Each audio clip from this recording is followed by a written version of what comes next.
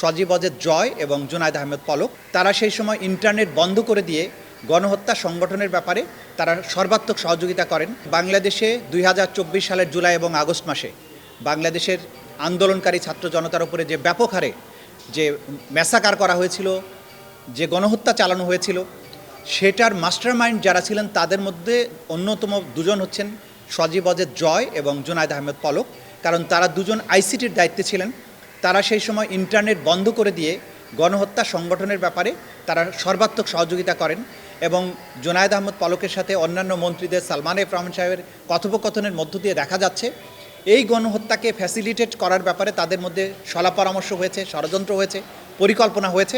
সেগুলো আমরা এখানে তুলে এনেছি এবং ইন্টারনেট বন্ধ করার মাধ্যমে ছাত্রদের মধ্যে পরস্পরের যোগাযোগ বন্ধ করে দিয়ে তাদেরকে গণহারে হত্যার সুযোগ তৈরি করে দেয়া, পরবর্তীতে যে গণহত্যা বাংলাদেশে হয়েছিল তা বিশ্ববাসীর কাছ থেকে আড়াল করার যে চেষ্টা, সেই কাজের সাথে তারা সম্পৃক্ত ছিলেন।